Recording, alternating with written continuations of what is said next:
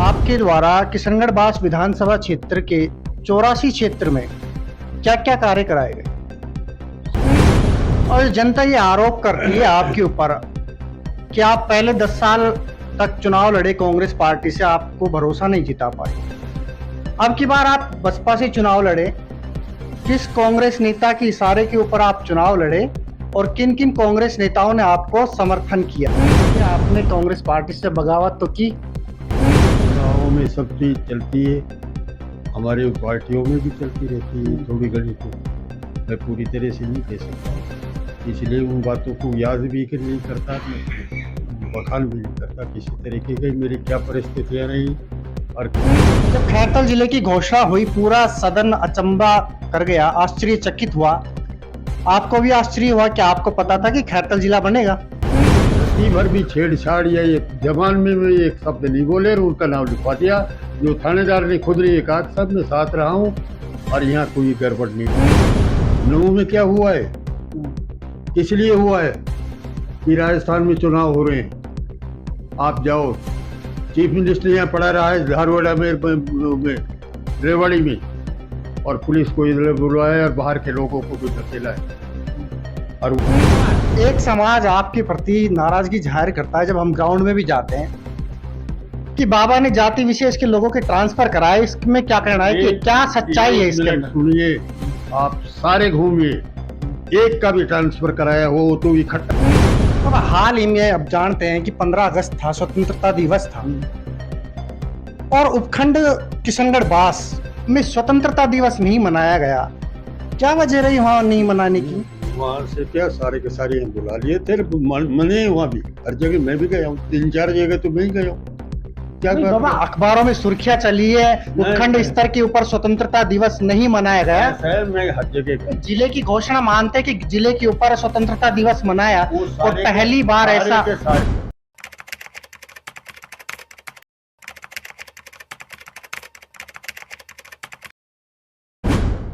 नमस्कार, आप देख रहे हैं वॉइस ऑफ प्रतिज्ञा न्यूज। मैं हूं आपके साथ विक्रांत यादव। राजस्थान विधानसभा चुनाव आने वाले समय में होंगे और इस विधानसभा चुनाव के राजनीति के दंगल में, सियासी हलचल में आज हमारे साथ किशनगढ़ बास विधानसभा से विधायक दीपचंद खैरिया जी हैं।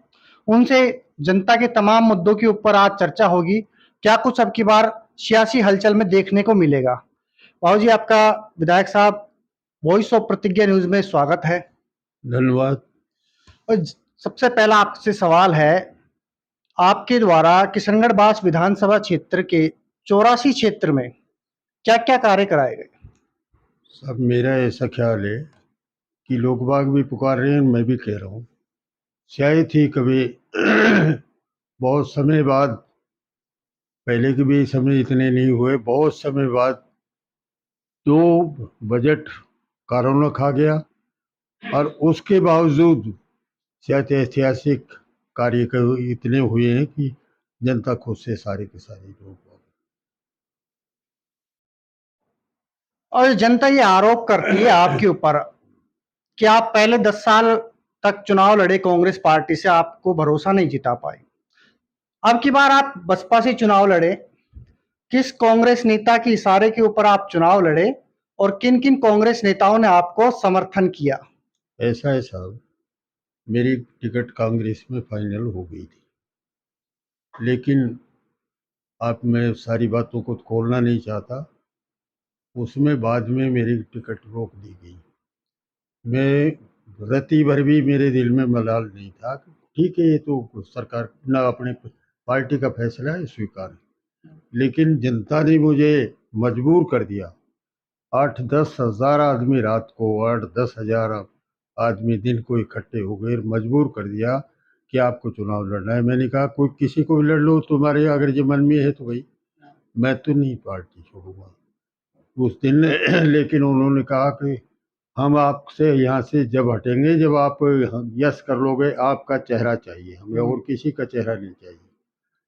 मजबूर होकर के मैंने दब गया जनता की वो उससे, और पार्टी से इस्तीफा पहले दे दिया। और उसी दिन क्योंकि वो भरने लगे थे फार्म, उसी दिन मुझे फार्म भी भरना पड़ा। इसीलिए ये स्थिति ऐसी रही कि मैंने पार्टी ये छोड़ने का कारण भी जनता ही है और फिर चुनाव लड़ने का भी कारण वो जनता ही। तो कहीं ना कहीं बाबूजी आपने कांग्रेस पार्टी से बगावत तो की। बगावत नहीं कह सकता मैंने बगावत क्या।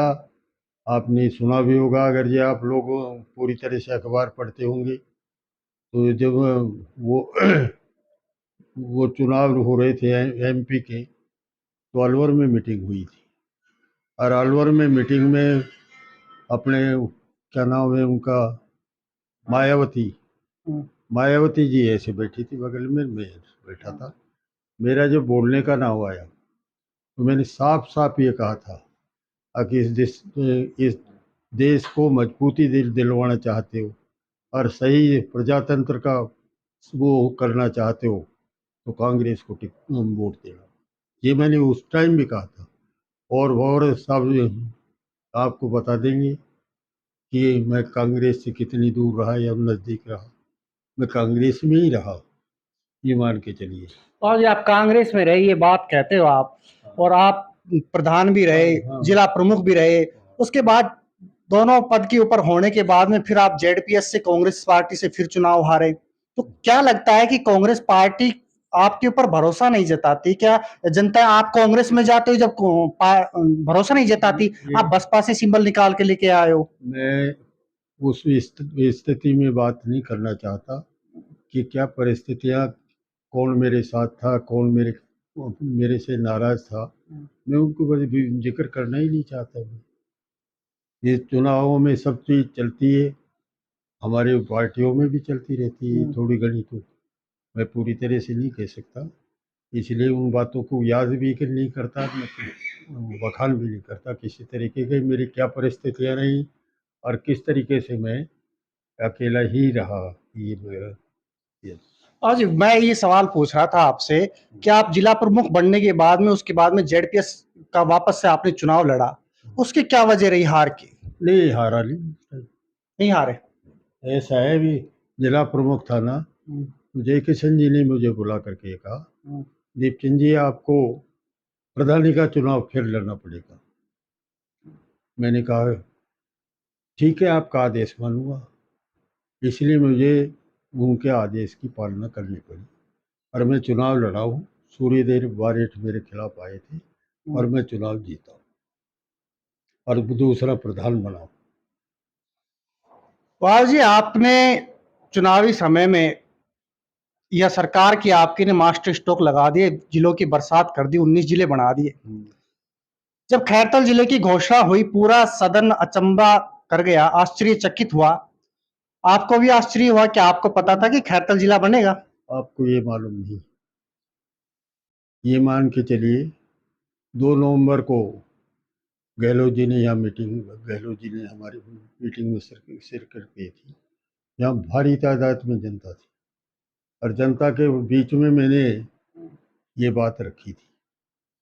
तब उन्होंने अपने उसमें ये कहा था कि मैं एक ऐसी चीज़ देना चाहता हूँ जो पीढ़ी दर पीढ़ी आपको याद रहेगी। ये बात छोड़ दो ये यहाँ तक ही हमने धीरे धीरे काम करे ढोल बजाया नहीं। ऐसा नहीं कि हमने काम नहीं कर रहे थे लेकिन हम ढोल नहीं बजाते थे कि हम ये करेंगे ये। मैं हमेशा ये कहता हूँ घोषणा कभी भी नहीं करी कि किसी को काम भी दिया है ना पहले मैं घोषणा नहीं करता था। कितने भी दबाव दे लेते मैं अपने शांति से रहता सुन लेता और फिर मैं अपने तरीके से काम दे देता था। ये कामों में भी यही रखा है और कोई भी बड़ी चीज़ में मैंने कभी आज तक पहले जनता भी कभी घोषणा नहीं भाई कि हो सकता है कभी नहीं भी मिले तो जनता खिल्ली उड़ाएगी हंसी उड़ाएगी। इसलिए उन चीज़ों से मैं बचता रहता हूँ कि मुझे झूठा और कहलाएगी कहेंगे कि ये तो झूठा है दीपचंद। इसलिए उन चीज़ों सबों से बचता रहा।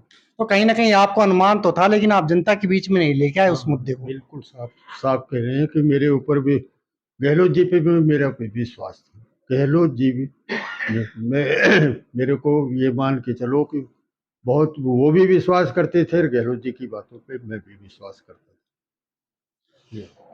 बाबूजी, जनता ये आरोप करती है बागोड़ा बेल्ट, वहां खेल स्टेडियम के नाम से बजट आया था और खेल स्टेडियम बनना था बागोड़ा बेल्ट मेवात के अंदर। वहां की जनता आरोप करती है कि खैरिया साहब ने उसको ट्रांसफर करा के और हरसोली स्थापित कराने के लिए कवायद की। हरसोली में तो कोई खेल स्टेडियम बनाया ही नहीं, गलत है, उनको पता ही नहीं कैसे, बिल्कुल गलत। अच्छा बाबा ये बताओ आप, हाँ। बंबोरा क्षेत्र में अल्पसंख्यक आवासीय जो बनना था हम्म। उसको चितखाना के अंदर बनाए जाने की कवायद की गई, वहां उद्घाटन हो गया बंबोरा क्षेत्र में, फिर क्या वजह रही? वो मेरे टाइम की बात नहीं है, वो बहुत पहले की बात है। और वो जो इस टाइप की बात करते थे उन्होंने की है। मेरे से क्यों पहलवाना चाहते हो पार्टी कौन होती है कौन नहीं? नहीं आप जो बताए आज बाबा, आज आप बताए। नहीं, मैं बता रहा हूँ ना, क्यों खामे खा की बात उखाड़ते हो? इसलिए मैं उन बातों में जाना नहीं चाहता। कांग्रेस पार्टी हमेशा सब तबके को, सब जातियों को, सब धर्मों को, सब क्षेत्रों के लोगों को साथ लेके चलती है। और कुछ में ताकतें ऐसी हैं जो वोट ही इस आधार पे लेती हैं। ये है, वो तो उनका कर्म था, मेरा कोई कर्म नहीं है उसमें। हम चाहते थे कि हम बने ये। और मैंने ये और कॉलेज जो बनाया है ना लड़कियों का, वो भी उस दिशा में बनाया है जिससे बच्चियां नजदीक होने की खातिर मेवात की भी बच्चियां आती रहेंगी। मैंने किए ऐसे काम, मैं मेवात में की देन हूँ मैं यहाँ तक आने में। मैं ये मत समझना कि मैं मेवात की देन हूँ यहाँ तक आने में। और मेवात मेरे साथ रही है। मेवात में जितना मैंने काम किया है शायद कोई कर जिंदगी में नहीं कर पाएगा ये। बाबूजी एक आरोप और आता है कि 2 अप्रैल को खैरतल में दलित समाज के प्रति जो असंतोषजनक जिस तरह की घटनाएं हुई, उसमें तमाम दलित लोगों के नाम लिखे गए, लगभग 70 लोगों के नाम लिखे गए। उन्होंने भरोसा जताया दीपचंद खैरिया के ऊपर कि कहीं ना कहीं दीपचंद खैरिया विधायक बनते हैं तो उनको न्याय मिलेगा। क्या वजह रही? आप एक मिनट हो, 70 ही नहीं, बहुत से आदमी, 10 आदमी जो कांग्रेस के छांट छांट करके किशनगढ़ में भी लिखवाए थे। और किशनगढ़ में मैं साथ रहा हूँ सबों के साथ, और पुलिस के वो भी बड़े अधिकारी भी साथ रहे। वहाँ कोई रत्ती भर भी छेड़छाड़ या एक जबान में भी एक शब्द नहीं बोले और उनका नाम लिखवा दिया। जो थानेदार ने खुद ने कहा साहब मैं साथ रहा हूँ और यहाँ कोई गड़बड़ नहीं हुई, रत्ती भर हुई, उनका भी नाम लिखवा दिया था। तो झूठे नाम तो यहाँ भी लिखे गए और वहाँ भी लिखे गए थे। लेकिन उनमें वो भी, मैंने भी ये कहा कि मुझे भी बंद कर देना अगर जेल का दोष हो, मैं साथ रहा हूँ। इसलिए मैं वहाँ था नहीं, यहाँ तो नहीं था। यहाँ 33 फायर हुए बताए। क्योंकि आप लोगों को मेरे के क्यों कहलवाना चाहते हो यार? तो बाबूजी बता दीजिए ना आज। नहीं, कुछ भी नहीं बताऊंगा। और आगे 33 तो थानेदार ने फायर की और उन्होंने चला करके वो गड़बड़ कराई थी। और आज भी चला के गड़बड़ी हो रही। नऊ में क्या हुआ है, किस लिए हुआ है कि राजस्थान में चुनाव हो रहे हैं? आप जाओ, चीफ मिनिस्टर यहाँ पड़ा रहा है धारवाड़ा में, रेवाड़ी में, और पुलिस को इधर बुलाया और बाहर के लोगों को कोई धकेला है और वो झगड़े हुए हैं।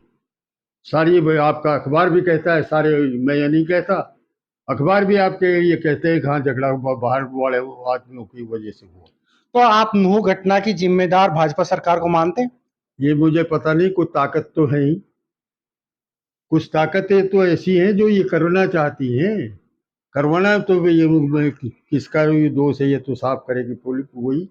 लेकिन ऐसी ताकतें मौजूद हैं जो कराना चाहती है। तो नूह घटना को जो अंजाम दिया गया, कहीं ना कहीं सियासी हलचल को देखते हुए कि राजस्थान में भी चुनाव होने हैं और उसी की वजह से, बिल्कुल उसी की वजह से, सारी उसी की वजह से। क्योंकि बॉर्डर हैं हमारे यहाँ तक लगे हुए हैं सामने। यहाँ अगर ये देखें तो हम उतरते हैं तो सीधा उन्हीं का वो शुरू हो जाता है ये। और जी राहुल गांधी जी कहते हैं कि युवाओं को आगे लेके आएंगे कांग्रेस में और उनका मौका देंगे। क्या लगता है आपको आने वाले विधानसभा चुनाव में आप भी युवाओं को आगे लाने की कवायद करेंगे या खुद ही दावेदारी प्रस्तुत करेंगे? ऐसा है साहब, ये भी कहा है कि जो चुनाव जीतने वाला होगा उसको टिकट दिया जाएगा। तो ये फैसला तो हाईकमान करेगी। नहीं मैं थोड़ा ही कर रहा हूँ फैसला। हाईकमान करेगी। तो हो सकता है कि अब की बार दीपचंद खैरिया खुद दावेदारी न कर करके अपने परिवार के युवाओं को मैं परिवार को कभी भी आगे नहीं लेके चला, और ये सारी जनता जानती है। मैंने कहा कि भाई मैं बहुत जनता में, आपको मालूम है 1981 में मुझे निर्विरोध प्रधान बना दिया था और उसी दिन काला कोट में टांग दिया था। सारी जनता की सेवा करता रहा, वैसे नहीं हूँ मैं वैसे, और तो वे व्यक्तिगत अपनी सेवा करे, मैंने जनता की सेवा की। तो एक समाज आपके प्रति नाराजगी जाहिर करता है जब हम ग्राउंड में भी जाते हैं कि बाबा ने जाति विशेष के लोगों के ट्रांसफर कराए, इसमें क्या कहना है कि क्या सच्चाई है इसके अंदर? सुनिए, आप सारे घूमिए, एक का भी ट्रांसफर कराया हो तो इकट्ठा करने के खातिर पुकारते। मैं तो और लाया हूँ, पूछने जा करके उन गांव गांव में जाओ ना, मालूम पड़ जाएगा कि भाई दीपचंद का कौन सा है ट्रांसफर कराने वाली, एक भी बता दे। सारे यूँ कहेंगे दीपचंद में कोई दोस्त तो नहीं है, लेकिन वो खुद बनाते हैं। वो तो जो अगर हमारा बढ़े नहीं यार, वो उसके खिलाफ है बहुत सी जनता, अगर ये हमें धोखा देता रहे जो ये काम करवा रहा था, ये है और कुछ भी नहीं। मैं अहिरों के साथ रहा हूँ, जिंदगी हो गई साथ रहा हूँ मैं, भेदभाव रहती भर हुई किसी भी जाति में नहीं करता, सारी जातियां मेरे को तो पसंद, मेरे को भी पसंद है, मैं भी उनको पसंद। ऐसा नहीं कि मैं किसी से वो दुर्भावना वो रति भर भी नहीं करता। आप एक एक गांव दे लो, एक भी बता देगा कि एक ट्रांसफर हुआ है, मैंने ट्रांसफर नहीं किया। मैंने किसी को दोष नहीं, वो भी नहीं किया खिंचाई करी हो। मैंने किसी को ये भी नहीं कि मैं बाहर भेजा हो या वो लाया जरूर, जो मेरे साथी हैं वहाँ के, ऐसा नहीं मेरे साथ नहीं है, बहुत सी जनता मेरे साथ है, उनका मैंने कहा हमेशा माना है जो मैं लेके आया हूँ। बाबू जी, विपक्ष का आपके ऊपर आरोप आता है कि कोटकासिम क्षेत्र में एक आईटीआई बननी थी, ITI आईटीआई कॉलेज बड़े स्तर के ऊपर बनना था, हाँ।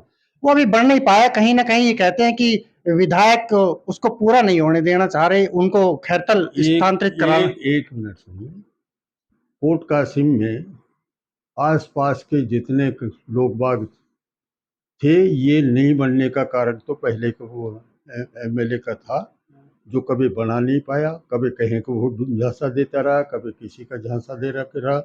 मेरे आने के बाद कोट कासिम में सती माता के मंदिर में वहाँ जनता सारी इकट्ठी हुई, वहाँ सारे, वहाँ एक नहीं सारी बड़े बड़े इनको एरिया का सारा, उन्होंने मेरे को बुलाया। उन्होंने कहा कि साहब कोट कासिम का बॉर्डर और अपने क्या नाम है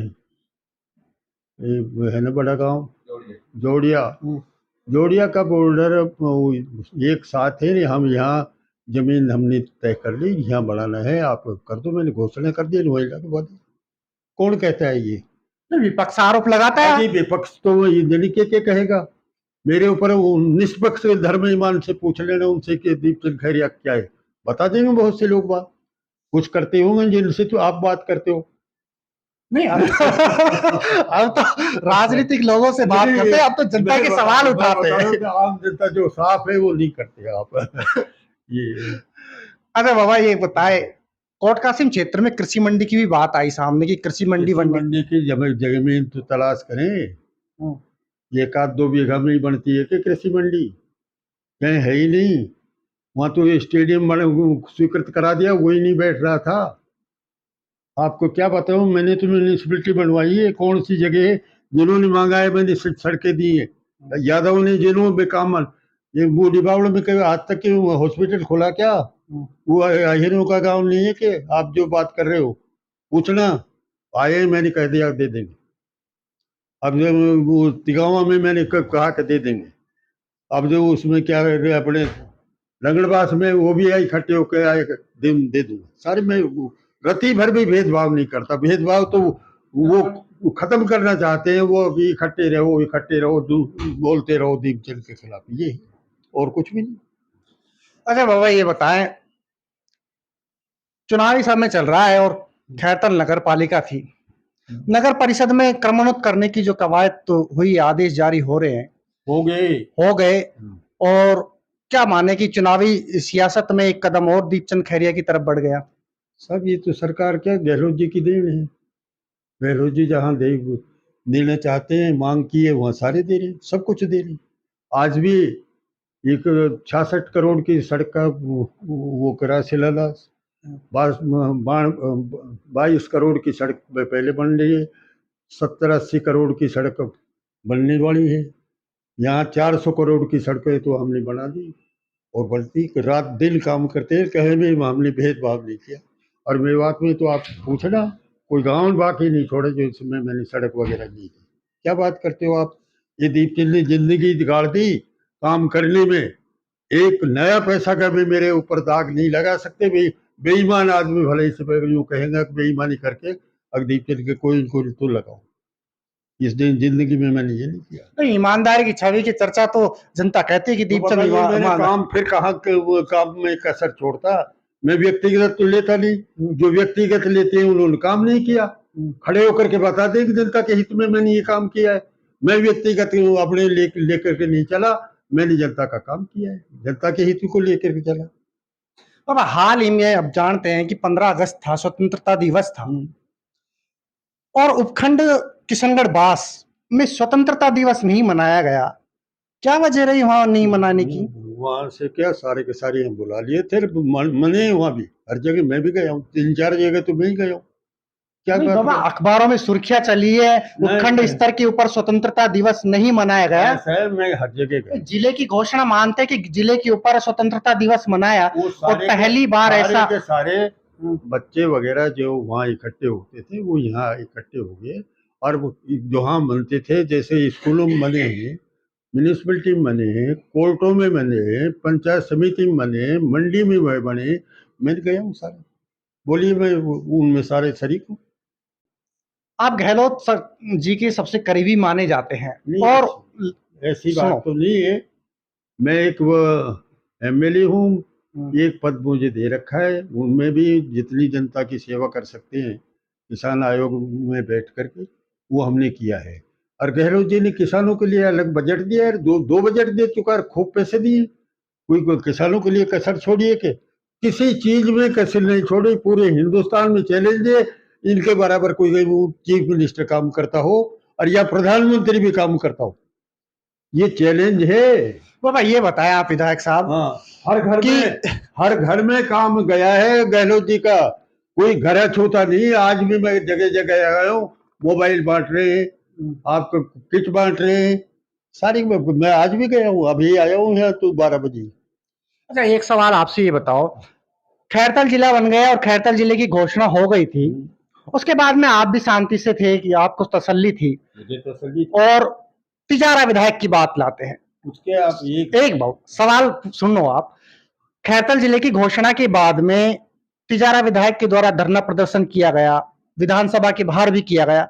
क्या माने कि सरकार दबाव में आ गई थी जो उसका नाम परिवर्तित करके खैरतल तिजारा किया गया? मैं उस बारे में कुछ भी नहीं कह सकता, क्यों मैं ना तो इसमें इन्वॉल्व था, ना मैंने कोई बात कही, ना मैंने सुनी। जो कर दिया गहलोत जी ने या कैसे नहीं, मैं उसमें खुश हूँ। और बोलिए। अच्छा आप इसके ऊपर कुछ नहीं कहेंगे? मैं क्या कहूँ? अच्छा लाल डायरी के बारे में बता गहलोत जी ने को हमने जो कहा वही दिया। मैं वो आंगली कैसे उठा सकता हूँ गहलोत जी पे? ऐसे गहलोत जी जो करते हैं ठीक करते हैं। तो ये माने कि दोनों विधायकों को खुश रखा गया और जनता को भी खुश कर दिया गया सरकार के द्वारा। अब ये सारे खुश हैं, तीनों क्षेत्र बहुत खुशी, इसमें बहुत खुश हैं, बेतादाद खुशी का लहर हो हुई ये हो। अरे बाबा ये बताएं, विधानसभा में राजेंद्र गुड्डा जी को लेकर के क्या नाराजगी रही? जो गुड्डा जाने, गुड्डा हर तरीके से अपने तरीके से सोच के बोलता है, तो काम करता है, हमसे पूछ करके थोड़े करते। ये सबसे सहयोग तो था सरकार बचाने में। हमें इस तरीके के सहयोगी ही नहीं है, वो अपने खुद ही सोचिए। बहुत बहुत धन्यवाद आपका हमसे जुड़ने के लिए। तो ये थे हमारे साथ में किशनगढ़ बास से विधायक दीपचंद खैरिया। देखते हैं आगे क्या होगा सियासी हलचल में, लगातार देखते रहिए आप वॉइस ऑफ प्रतिज्ञा। विक्रांत।